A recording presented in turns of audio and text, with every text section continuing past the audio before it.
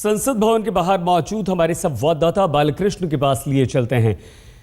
बालकृष्ण, आज अंतिम दिन है, 6 बिल महत्वपूर्ण है सरकार की तरफ से। सरकार के लिए भी चुनावी समर में कूदने से पहले कितनी कोशिश, कितनी संभावना है इन बिलों के पास होने की, और अगर इस सत्र को याद रखा जाए बालकृष्ण, तो क्या वो तेलंगाना सबसे अहम मुद्दे के तौर पर याद रखा जाएगा बालकृष्ण?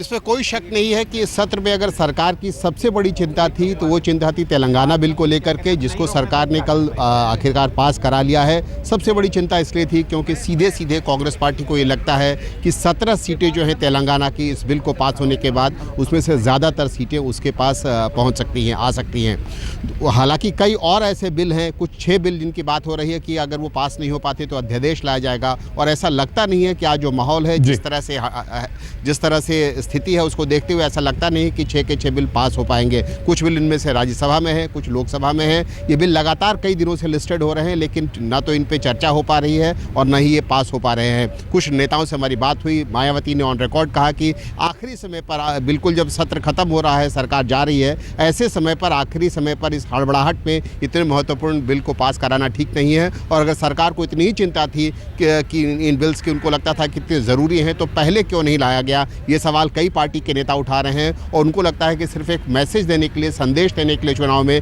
कि कांग्रेस पार्टी, यूपीए की सरकार भ्रष्टाचार के खिलाफ मुहिम चला रही है, बहुत सीरियस है, इसलिए ये बिल अध्यादेश के तौर पर लाने की हड़बड़ाहट है।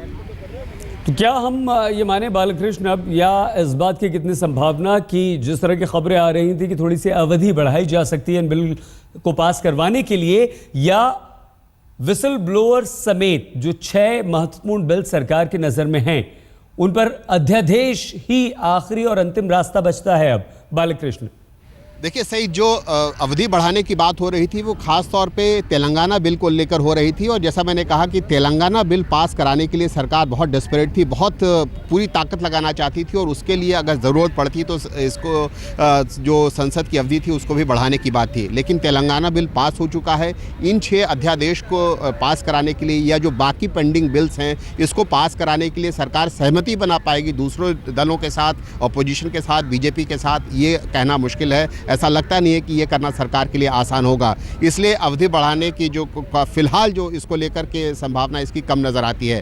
अध्यादेश जरूर ला सकती है सरकार, लेकिन जैसा मैंने कहा कि चूंकि आखिरी ये सत्र है संसद का, और उसके बाद ये 2 महीने बाद चुनाव होंगे, तो जो अध्यादेश होगा ये सिर्फ एक संदेश होगा, क्योंकि सरकार, अध्यादेश जब पास होता है तो 6 महीने के भीतर उसको संसद के दोनों सत्रों से पास होना होता है। तो अध्यादेश होगा सिर्फ एक संदेश देने के लिए होगा, क्योंकि जब 6 महीने ये सरकार होगी नहीं कि इस अध्यादेश को कानून के रूप में ला सके।